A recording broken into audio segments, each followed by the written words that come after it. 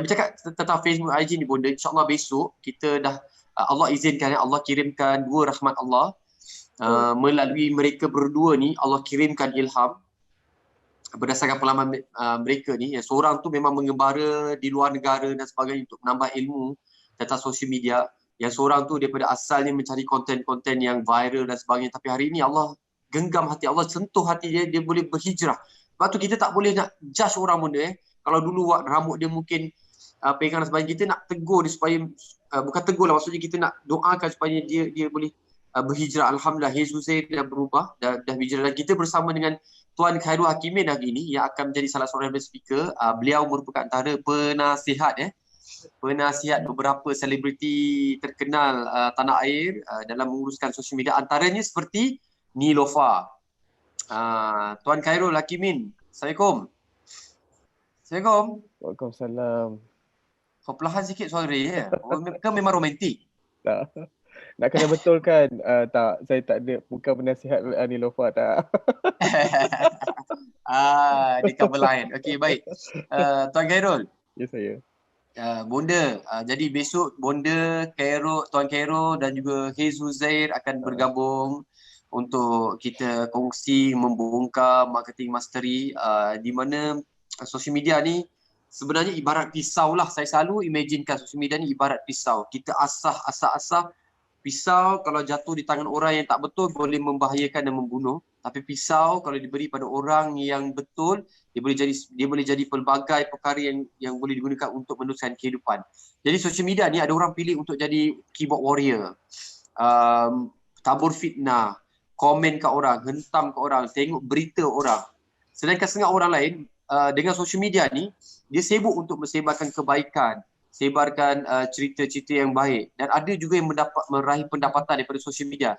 Khairul Hakimin, betul ke tidak sosial media ni boleh menjadi satu platform untuk menambahkan rezeki? Baik, terima kasih Tuan. Tuan Talib Bonda, Alhamdulillah. Assalamualaikum. Puan Nasrah. Baik, betul. Kalau dah ditanya tentang betul atau tidak, saya jawab memang betul lah. Ia bergantung kepada niat dan apa yang kita nak gunakan dekat sosial media ni. Sosial media ni kita boleh pilih sama ada kita sekadar nak melihat, menonton, membaca, ataupun kita nak gunakan dia tu untuk memberi manfaat kepada orang lain juga. Memberi manfaat kepada orang lain, dia akan jadi manfaat kepada diri kita jugalah. Itu antara perkara yang normal yang kita tengok. Sama macam Tuan Talib tadi sebut, macam kita guna pisau lah. Pisau kita guna untuk potong buah dan sebagainya kan, potong ayam dan sebagainya. Social media boleh jadi begitu jugalah. Menariknya tentang social media ni lah, dia tidak ada limit. Itu antara kelebihan yang saya duk tengok. Masa saya pernah ikuti kelas chapter Yusuf, surah Yusuf, untuk menulis storytelling, menulis konten dan sebagainya. Mereka di London menggunakan banyaknya surah-surah ni, dan bagaimana nak menulis dekat social media.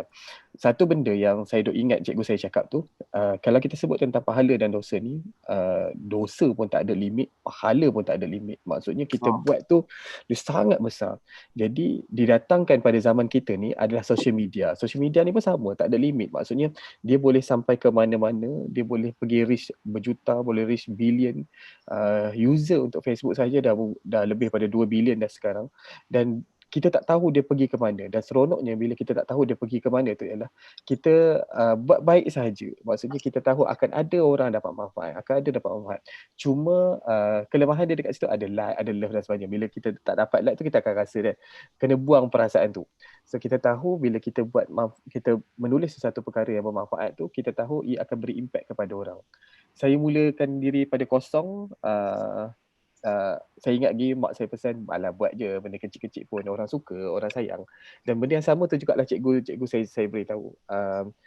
Dekat social media ni adalah kehidupan kita saja. Maksudnya kalau kita menulis dengan benda-benda yang bersifatkan kehidupan dan sebagainya, orang tetap akan suka. Setahun saya bina konten, saya menulis dengan tersusun. Saya dapat 100,000 followers, sedangkan saya tak masuk TV, saya tak keluar radio. Saya tak ada di mana-mana pun, saya hanya ada dekat Facebook saja. Instagram pun baru buka. semua orang bertanya, macam mana kau buat? Macam mana kau buat? Jujurnya memang pergi ke kelas. Memang pergi belajar macam mana nak menulis tu. Saya bukanlah ada orang cakap, dia ni memang berbakat menulis. Tak, memang pergi kelas, memang belajar. Dan bila kita belajar, kita dalami ilmu tu dan kemudiannya kita sendiri boleh buat. Kita buktikan yang kita boleh buat. Daripada situlah kita dapat banyak tolong orang. Itu seronok. Itu sangat-sangat seronok. Bantu makcik-makcik yang berniaga sebagai contoh mudah lah. Ramai sangat ibu-ibu yang tak pandai guna social media. Jadi kami ni gunakan saluran yang kami ada, buat kelas dengan ibu-ibu yang kehilangan suami dan sebagainya. Ada yang daripada rumah semasa PKP ni, alhamdulillah boleh jual kari pak dekat lorong-lorong rumah. Daripada masak untuk suami, untuk anak-anak, dan akhirnya hari ni dia pesan kat saya, kata, Cik Khairul, saya dah tak tahu nak buat macam mana, daripada satu lorong sekarang satu perumahan duk order. So dia kata, Allah. apa yang akak duk buat? Saya up dekat grup, saya up dekat grup WhatsApp, saya up dekat Facebook.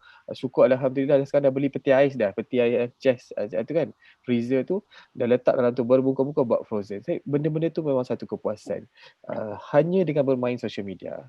InsyaAllah. Baik, betul. Sebab KSM ni yang saya tahu dia ni sangat humble. First time saya jumpa dalam satu kelas secara saya sudah tengok je dia. Saya selalu follow dia, saya tak sangka, my god, I see him face to face kan. Saya selalu tengok macam, masya-Allah, saya tak sangka dia datang program tu. Saya tengok, masya-Allah, saya suka perhati. Lepas tu saya perhati kan, masya-Allah dia ni, yelah, tengok cara dia bercakap pun sangat romantik kan. Sangat tenang. Masya-Allah. Lepas tu dia tidak cakap, oh saya telah, tak ada, dia tak ada sembang kari punya. Tak ada macam guru, minta maaf saya jumpa macam-macam guru social media ni, mereka akan meletakkan berapa banyak yang telah mereka lakukan, berapa juta dan sebagainya. Yang ini memang dia underdog, tapi saya tahulah berapa dia buat. Saya test beberapa soalan, saya cepat kira. Oh. Dan Tuan Khairul